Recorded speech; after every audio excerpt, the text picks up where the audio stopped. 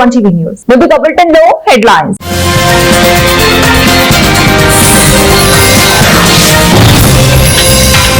ఇల్లు కట్టకుంటే రిజిస్ట్రేషన్ రద్దు, సీఎం చంద్రబాబు ఆదేశం.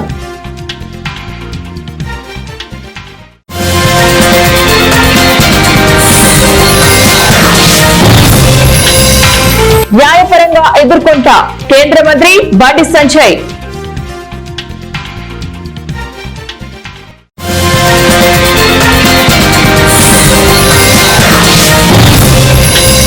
ఎంబీబీఎస్ కన్వీనర్ కోటా సీట్లకు నేటి నుంచి వెబ్ ఆప్షన్స్, నోటిఫికేషన్ విడుదల చేసిన college varsity.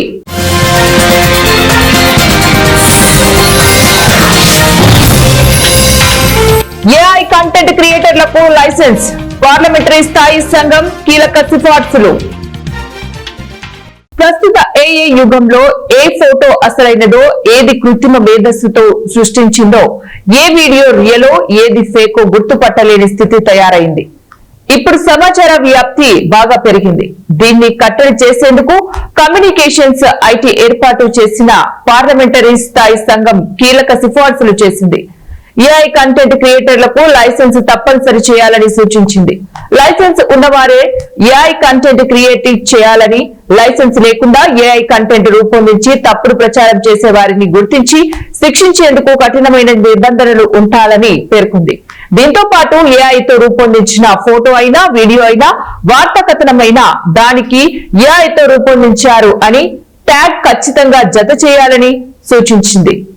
BJP MP Nishikant Dubey నేతృత్వంలోని స్థాయి సంఘం ఈ మేరకు ఇటీవల లోక్సభ స్పీకర్ ఓం బిర్లాకు తన నివేదికను అందజేసింది. వైఎస్ఆర్సీపీ ప్రభుత్వం పెద్ద పెద్ద లేఅవుట్లలో పేదలకు ఇచ్చిన స్థలాల్లో ఇల్లు నిర్మించుకోకపోతే ఆ స్థలాల రిజిస్ట్రేషన్లు రద్దు చేయాలని సీఎం చంద్రబాబు ఆదేశించారు. సోమవారం సచివాలయంలో ప్రారంభమైన కలెక్టరేట్ల సదస్సులో సీఎం మాట్లాడారు. గత ప్రభుత్వం నిర్మించిన లేఅవుట్లలో పేదలకు కేటాయించిన స్థలాలలో ఇళ్ల నిర్మాణాలు చేసుకుని లబ్ధిదారుల రిజిస్ట్రేషన్లు రద్దు చేసి ఆ స్థలాలను ఎంఎస్ఎంఈలు పరిశ్రమలకు కేటాయించాలని ఆయన ఆదేశించారు. వారికి ప్రత్యామ్నాయంగా మరోచోట ఇళ్ల స్థలాలు ఇచ్చేందుకు చర్యలు తీసుకోవాలన్నారు. పేదలకు పట్టణ ప్రాంతాల్లో 2 సెంట్లు, గ్రామీణ ప్రాంతంలో 3 సెంట్లు ఇవ్వాలని, పట్టణ ప్రాంతాల్లో భూ లభ్యత లేకుంటే గ్రూప్ హౌసింగ్ విధానాన్ని ఏర్పాటు చేయాలని సూచించారు. పట్టణ ప్రాంతాలలో స్థలాలు కేటాయించగానే పొజిషన్ సర్టిఫికెట్లు ఇవ్వాలని ఆదేశించారు. పరువు నష్టం దావాతో తనను బెదిరించేందుకు కేటీఆర్ ప్రయత్నిస్తున్నారని కేంద్ర మంత్రి బండి సంజయ్ ఆరోపించారు. దానిని తాను న్యాయపరంగా, రాజకీయంగా ఎదుర్కొంటానని స్పష్టం చేశారు.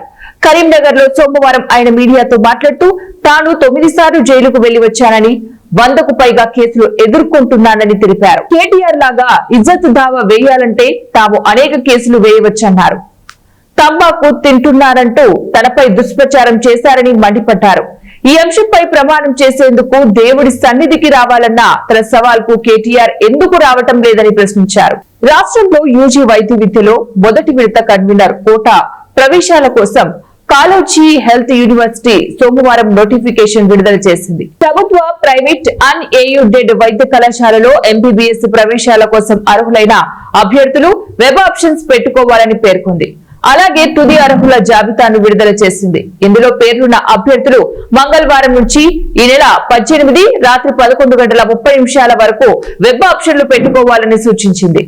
హెల్త్ యూనివర్సిటీ వెబ్సైట్ లోని వైద్య కళాశాలల జాబితాను చూసి ఎంపిక చేసుకోవాలని కోరింది. ప్రభుత్వ పరిధిలోని 35 వైద్య కళాశాలలో సీట్లను కన్వీనర్ కోటా ద్వారా భర్తీ చేయనున్నారు. ప్రైవేటు కళాశాలలోని మొత్తం సీట్లలో 50% ఈ కోటా ద్వారా వర్సిటీ భర్తీ చేస్తుంది.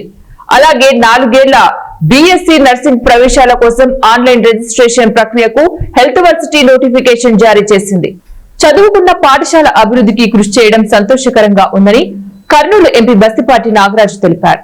కర్నూలు నగరంలోని రాక్వుడ్ పాఠశాలలో 1976, 1986 బ్యాచ్ విద్యార్థులు ఆత్మీయ సమావేశం నిర్వహించారు.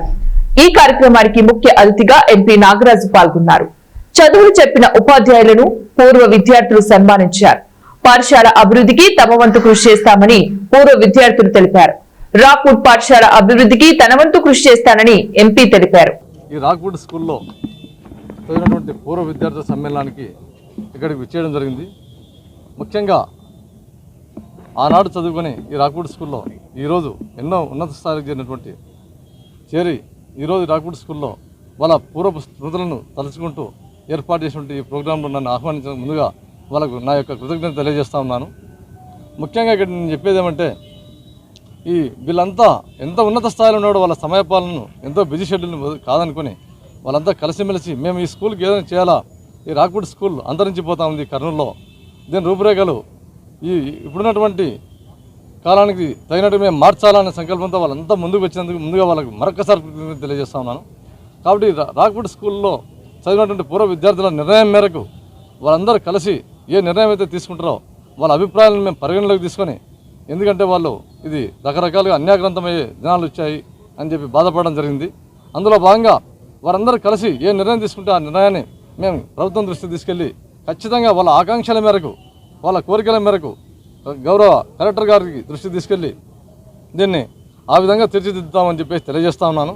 ఎందుకంటే ఇదివరకు ఇక్కడ ఏ విధంగా అయితే రాక్వుడ్ స్కూల్ అని ఉండి రాక్వుడ్ స్కూల్లో సీట్ దొరకాలంటే ఎంత కష్టంగా ఉండేదో ఆ రోజుల్లో మాకందరికి తెలిసిన విషయమే. కాబట్టి దీన్ని రాబోయే రోజుల్లో కూడా ఒక విద్యా సంస్థగానో లేకపోతే ఒక స్టడీ సర్కిల్ గానో ఒక లైబ్రరీ గానో మార్చాలని వీళ్ళంతా ఆకాంక్షిస్తూ ఉన్నారు.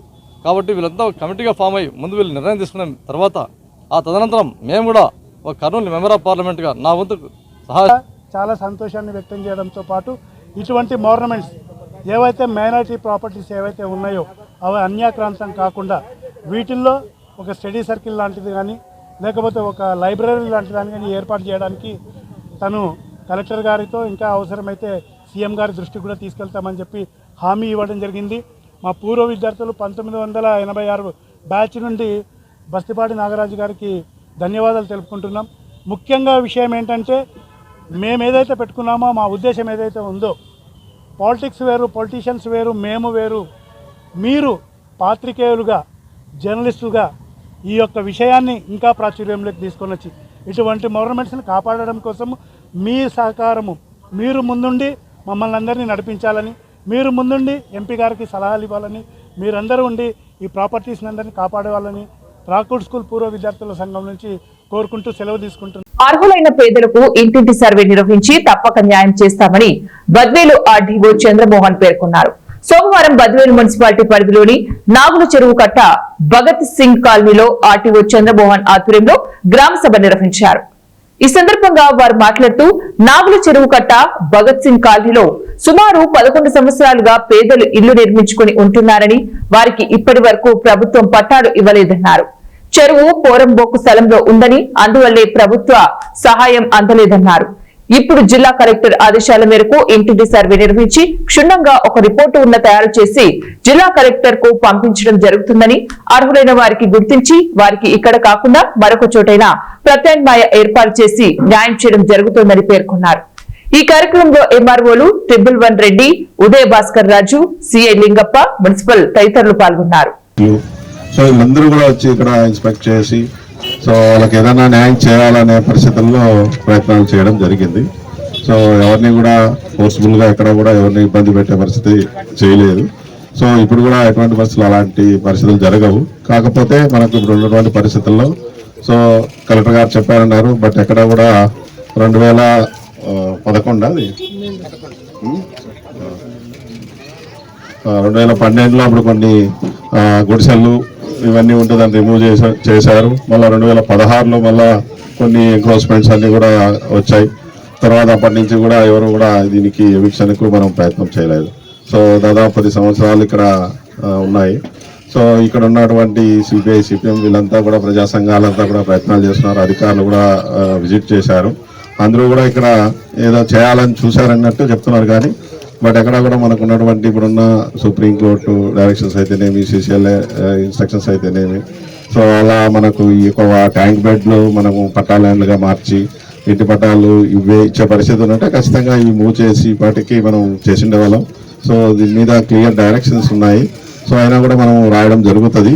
సో మీ యొక్క ఈ ఎక్కడైతే ఇక్కడ ఉన్నారో ఈ ఉన్నటువంటి నివాసాలన్నీ కూడా మనం ఎలిమినేట్ చేసి వాళ్ళ యొక్క ఆర్థిక, సాంఘిక పరిస్థితులన్నింటినీ కూడా అంచనా వేసి సో మేము ఎంతమంది దీంట్లో అర్హులు ఉన్నారు, ఎలాంటి కట్టడాలు ఉన్నాయి, ఎన్ని ఉన్నాయి, ఈ భూమి పరిస్థితి ఏంటి, భూమి స్థితి ఏంటి, సో ఇవన్నీ కూడా డీటెయిల్గా మనం రిపోర్ట్ సబ్మిట్ చేయడం జరుగుతుంది.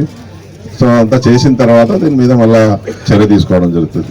ఎవరిని కూడా బలవంతంగా ఎవరికి కూడా ఇల్లు బలవంతంగా ఖాళీ చేయించడం ఉండదు. వాళ్ళకు ప్రత్యామ్నాయం చూపించే మనము చేయడం జరుగుతుంది. సో మీకు ఇక్కడ దాదాపు ఎన్ని సంవత్సరాలు? 11 టోటల్. 16 to 17 years ఉన్నప్పటికీ ఈరోజు చాలా దారుణమైన పరిస్థితులు ఇక్కడ అందరూ ఉంటున్నారు. సో మనం పట్టాలు ఇవ్వలేకపోతున్నాం, వాళ్ళకి ఎవరికి కూడా ఇల్లు కట్టించలేకపోతున్నాం. ఇక్కడ మనం కనీసం ఎలక్ట్రిసిటీ కూడా ప్రతి ఇంటికి లేదు, అలాగే రోడ్డు వేసే పరిస్థితి లేదు, తాగినీళ్ళు వేసే పరిస్థితి లేదు. సో ఇప్పుడున్న పరిస్థితుల్లో చాలా మంది ఆరోగ్యాలు కూడా గురవుతున్నారు.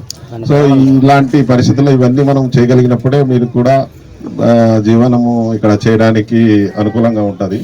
సో ఎందుకు చేయలేమనేది ఇంకా మీకు అర్థమైంటుంది కదా.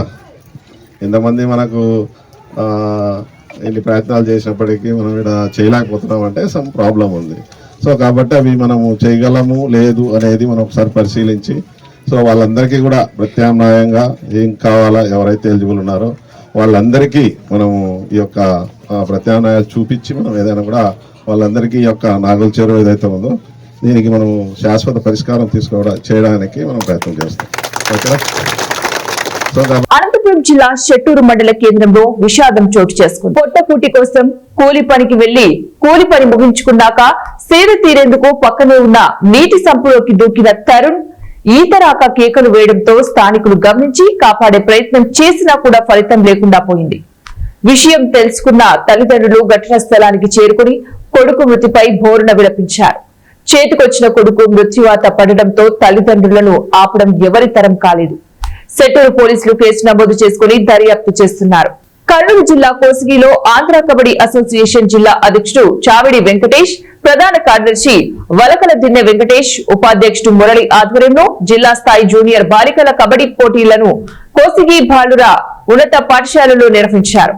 ఈ కార్యక్రమానికి ముఖ్య అతిథులుగా మంత్రాలయం టీడీపీ ఇన్ఛార్జ్ ఎన్ రాఘవేంద్రారెడ్డి, ముత్రెడ్డి, రాకేష్ రెడ్డి, సురేష్ నాయుడు హాజరయ్యారు. ఈ సందర్భంగా వారు మాట్లాడుతూ త్వరలోనే ముఖ్యమంత్రి నారా చంద్రబాబు నాయుడుతో మాట్లాడి మంత్రాలయం నియోజకవర్గంలో ఇండోర్ స్టేడియం ఏర్పాటుకు కృషి చేస్తానన్నారు. ఈ కార్యక్రమంలో single window chairman Nadikeni Ayyanna, market committee chairman Narsareddy, TDP నాయకులు సతీష్ నాయుడు, తోవి రామకృష్ణ తదితరులు పాల్గొన్నారు. కర్నూలు జిల్లా అంటే జిల్లా హెడ్ క్వార్టర్ లో జరుగుతాయి. ఇక్కడ మన మారుమూల ప్రాంతమైనటువంటి కోసిగి ఈ మండల హెడ్ క్వార్టర్ ఇది. ఇక్కడ జరగడానికి ముఖ్య కారకులు మాకు ఇచ్చినటువంటి ప్రోత్సాహము మన రాఘవేంద్ర రెడ్డి అన్న గారు. ఎందుకంటే ఆయన ఒక రైతు బిడ్డ, మన ప్రాంతం అంతా కూడా వెనకబడి ఉందని ఆయన ఎన్నో రకాల అభివృద్ధి కార్యక్రమాలు చేయాలని, పిల్లల్ని అభివృద్ధి పథకంలో తీసుకురావాలని, మంచిగా చదువుకోవాలని, క్రీడలు కూడా మంచిగా ఉండాలని, కాబట్టి ఈ మన ప్రాంతంలో జరిగితే బాగుంటుందని చెప్పేసి ఎప్పుడు అనునిత్యం కోరుకునే వ్యక్తి. అందుకని అన్నను ఉపయోగించుకొని మన మారుమూడు ప్రాంతమైనటువంటి మన కోసికి ఈ ప్రాంతంలో క్రీడాకారులకు కొదవలేదు. మంచి నైపుణ్యం ఉంది, మంచి స్కిల్స్ ఉన్నాయి. కానీ మనకి అభివృద్ధిలోకి తీసుకొచ్చేటువంటి నాయకులు మనకి ఇప్పుడిప్పుడే దొరుకుతున్నారు. కాబట్టి రాఘవేంద్ర రెడ్డి అన్న గారి ఆధ్వర్యంలో ఈ రోజు మనము ఈ క్రీడలు జరుపుకుంటున్నాము. ఎందుకంటే చదువుతో పాటు క్రీడలు కూడా ఇంత అవసరం. ఇప్పుడు మన సురేష్ నాయుడు గారు బాగా చక్కగా ఈ కోట గురించి వివరించడం జరిగింది. కాబట్టి పిల్లలు చదువు ఎంత ముఖ్యమో క్రీడలు కూడా అంతే ముఖ్యము. మనది వెనుకబడిన ప్రాంతము. ఇప్పుడిప్పుడే మన నాయకులు కూడా మనల్ని అభివృద్ధిలో తీసుకోవడానికి ప్రయత్నం చేస్తా ఉన్నారు. కాబట్టి మీ అందరూ కూడా నేను ఒకటి హామీస్తున్నా, మన రాఘవేంద్ర రెడ్డి అన్న గారు ఈ క్రీడల పట్ల కానీ మన వెనుకబడినటువంటి ప్రాంతం పట్ల కానీ ఏమో చేయాలో ఎంతో చేయాలని చెప్పేసి కంకణం కట్టుకున్నటువంటి వ్యక్తి. కాబట్టి మీరంతా ధైర్యంగా మన నియోజకవర్గంలో ఉన్నటువంటి క్రీడలకు కూడా ఈరోజు ఈ కబడ్డీ పోటీలు జరగడం వల్ల ఇంకా ఉత్సాహం వస్తుందని చెప్పి తెలియజేసుకుంటున్నా. ఇంతకు ముందు శాంక్షన్ అయింది లాస్ట్ 2019లో. అనివార్య కారణాల వల్ల మన గవర్నమెంట్ పోవడం, అది క్యాన్సిల్ అవ్వడం జరిగింది. మళ్ళా లోకేష్ బాబు గారిని ముఖ్యమంత్రి గారిని అడగడం జరిగింది. వాళ్ళు కూడా మొన్న ల్యాండ్ చూడటానికి పంపించడం జరిగింది. ఏదైతే మనం ముందు ఆ కోసికలో ఆ రైల్వే గేట్ అవుతున్న కెనాల్ కి దగ్గర ఉందని చెప్పి వాళ్ళ ల్యాండ్ ని సెలెక్ట్ చేసుకోలేకపోయారు. ఇంకా 2-3 సెలెక్షన్ ఇంకా కావాలి ల్యాండ్స్. అంటే మన మంత్రాలయం హైవేలో ఒక గవర్నమెంట్ స్థలం ఉంటే అది ఒక 4 ఎకరాలు ఉంది. అక్కడ 4 ఎకరాలు చూపించడం జరిగింది. అదేవిధంగా మన మంత్రాలయం నుండి సూగుడుకు పోయే రోడ్లో 200 అడుగులు ఉంటారు లోపలికి. అక్కడ కూడా ఒక 5 ఎకరాలు ఉంటే అది కూడా చూసి వెళ్ళడం జరిగింది. వాళ్ళ అధికారులు కూడా వచ్చి ఈ స్థలాన్ని కూడా సేకరించడం జరిగింది. త్వరలోనే మళ్ళా ముఖ్యమంత్రి సార్ దృష్టికి తీసుకెళ్లి ఆ స్టేడియాన్ని ఎలాగైనా మన నియోజకవర్గానికి రాబట్టాలని, ఎందుకంటే గత మన గవర్నమెంట్ లోనే శాంక్షన్ అయ్యి క్యాన్సిల్ అయింది కాబట్టి సార్ దృష్టికి తీసుకెళ్లాను. ఖచ్చితంగా తీసుకురావాలనే ప్రయత్నంలోనే ఉన్నా. ఖచ్చితంగా తీసుకొస్తానని చెప్పి తెలియజేసుకుంటున్నా. టమోటా పంటకు గిట్టుబాటు ధర కనీసం కిలో 10 రూపాయలు ఇవ్వాలని కర్నూలు జిల్లా సిపిఎం పార్టీ జిల్లా కార్యదర్శి గౌస్ దేశాయ్ ప్రభుత్వాన్ని డిమాండ్ చేశారు. టమోటా పంటకు గిట్టుబాటు ధర ఇవ్వాలని, రైతులను ఆదుకోవాలని కోరుతూ సిపిఎం పార్టీ ప్రతినిధి బృందం పత్తికొండ టమోటా మార్కెట్ లో పర్యటించారు. కార్యక్రమంలో రైతులతో సిపిఎం పార్టీ జిల్లా ప్రధాన కార్యదర్శి గౌస్ దేశాయ్, సిపిఎం పార్టీ జిల్లా కార్యదర్శి వర్గ సభ్యులు రాధాకృష్ణ, వెంకటేశ్వర్లు, సిపిఎం పార్టీ జిల్లా నాయకులు వీరశేఖర్, సిపిఎం పార్టీ మండల కార్యదర్శి వెంకటేశ్వరరెడ్డి, సిపిఎం పార్టీ సీనియర్ నాయకులు రంగారెడ్డి పాల్గొన్నారు. ఈ సందర్భంగా గౌస్ దేశాయ్ మాట్లాడుతూ మార్కెట్ లో ప్రస్తుతం టమోటా ధర 3 రూపాయల నుండి 6 రూపాయల వరకు మాత్రమే ధర పలుకుతోందని, దీనివల్ల రైతులకు నష్టం జరుగుతోందని ఆవేదన వ్యక్తం చేశారు. టమోటాను మార్కెట్ కు తీసుకురావడానికి ఒక గంపకు 10 నుంచి 15 రూపాయలు ఖర్చు వస్తుందని, అదేవిధంగా పెట్టుబడి 30,000 నుంచి 50,000 రూపాయల వరకు ఖర్చు అవుతోందని తెలిపారు.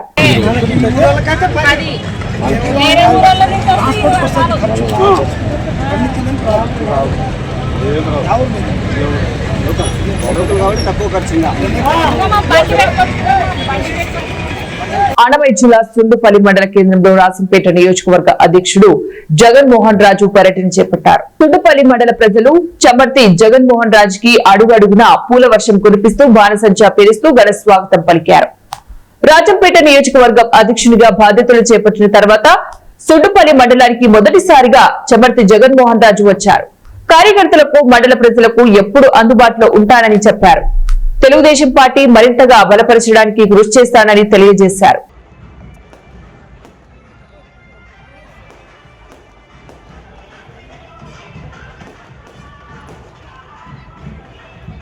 ఉమ్మడి తెలుగు రాష్ట్రాలలో గంజాయి ముఠా రెచ్చిపోతుంది. ఈగల్ టీం బృందాలు, పోలీసులు ప్రత్యేక నిఘాతో ఎక్కడికక్కడ కట్టడి చేస్తున్నా కూడా ముఠా తన పంతా మార్చుకోవడం లేదు.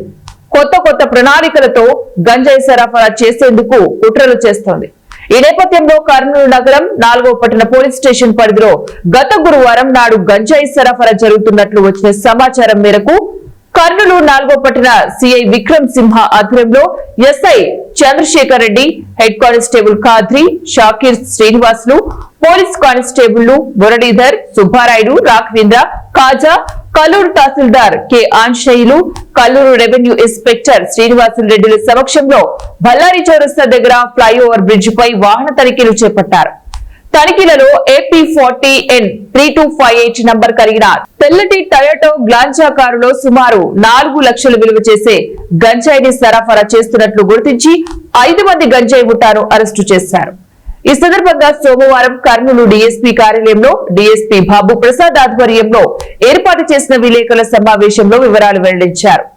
జల్సాలకు అలవాటు పడి కష్టపడి పనిచేసే తత్వం లేక సులభంగా అధిక మొత్తంలో తక్కువ సమయంలో ఎక్కువ డబ్బులు సంపాదించుకోవాలన్న ఆశతో కర్నూలు జిల్లా పంచలింగాల మాదన్న నగర్ కు చెందిన మీడుగ నరేంద్ర, కర్నూలు నగరం ధర్మాపేటకు చెందిన నల్లగొట్టి ఉమేష్ చంద్ర, ఎస్ఎస్ నగర్ కు చెందిన సిరిగిరి మృత్యుంజయరెడ్డి, ఎస్బీఐ కాలనీకి చెందిన షేక్ మహమ్మద్ ఆరిఫ్, కొత్తపేటకు చెందిన పగిడ్యాల చాకరి గోవర్ధన్ అనే నిందితులు, వెంకటరమణ కాలనీలో నివాసం ఉండే మురళి అనే వ్యక్తికి సంబంధించిన టొయోటో గ్లాన్సా కార్ నంబర్ AP40N 3258 ను రోజుకు 3000 రూపాయల చొప్పున బాడుగకు మాట్లాడుకుని కర్నూలు నుంచి అరకు వరకు వెళ్లి అక్కడ లాడ్జ్ లోని ఒక రూమ్ లో అద్దెకు దిగి ఒరిస్సా సరిహద్దులో సుమారు 20 కేజీల గంజాయిని సుమారు 80,000కు కొనుగోలు చేశారు.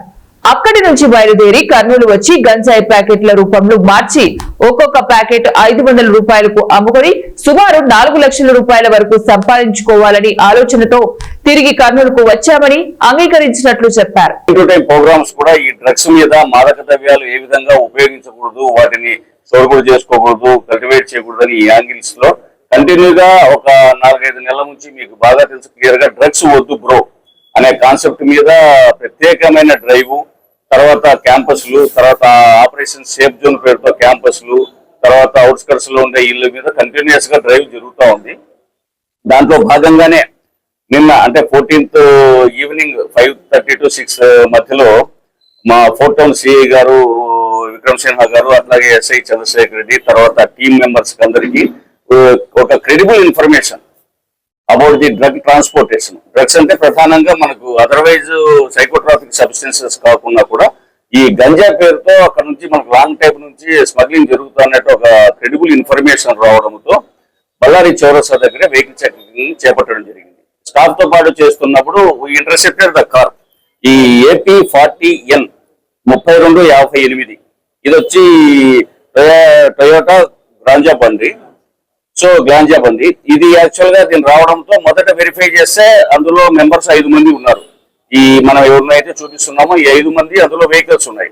వెహికల్ దగ్గర ఏమి ముందు వెరిఫై చేస్తే దొరకలేదు. కానీ డీప్ గా వెరిఫై చేస్తే సైడ్ లో ఉన్న డోర్స్ లో ఆల్మోస్ట్ ప్రతి డోర్ లోనూ ఓపెన్ చేసి ఇన్సైడ్ మీరు చూస్తున్న ఈ పాకెట్స్, ఈ డ్రగ్స్, ఇది గంజాను బాగా ప్రత్యేకంగా ప్యాక్ చేయించేసి టోటలీ 50 చిన్న అన్ని ప్యాక్స్ ఇవి లోపల ఇన్సైడ్ చేసి ఏ విధంగా కూడా ఎవరికి ఏ విధంగా అనుమానం రాకుండా లోపల ఉండేట్టుగా బిగించేసి ట్రాన్స్పోర్ట్ చేస్తున్నారు.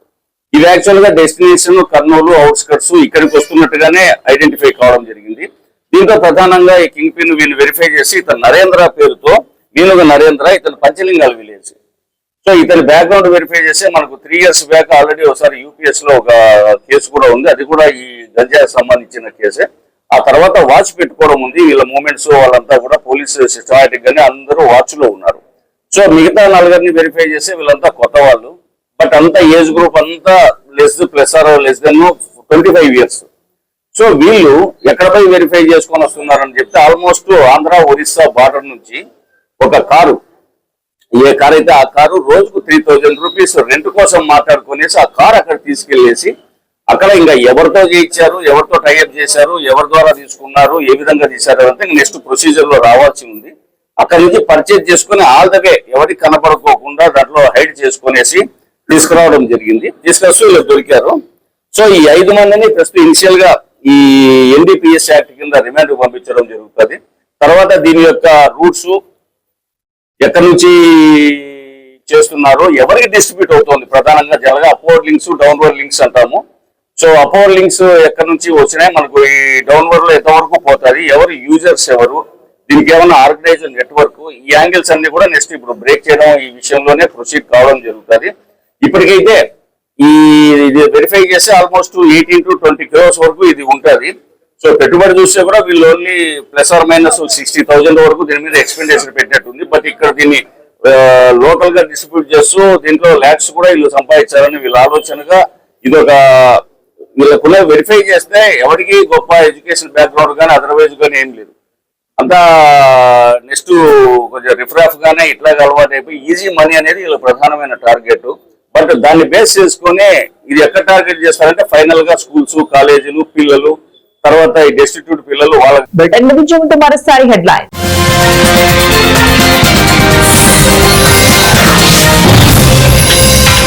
ఇల్లు కట్టకుంటే రిజిస్ట్రేషన్ రద్దు, సీఎం చంద్రబాబు ఆదేశం.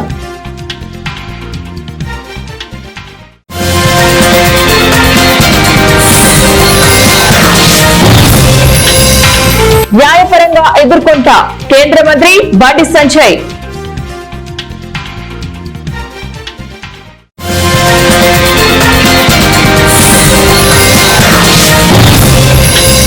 MBBS ఎంఎస్ కన్వీనర్ కోటా సీట్లకు నేటి నుంచి వెబ్ ఆప్షన్స్ నోటిఫికేషన్ విడుదల చేసిన కాలేజీ వర్సిటీ.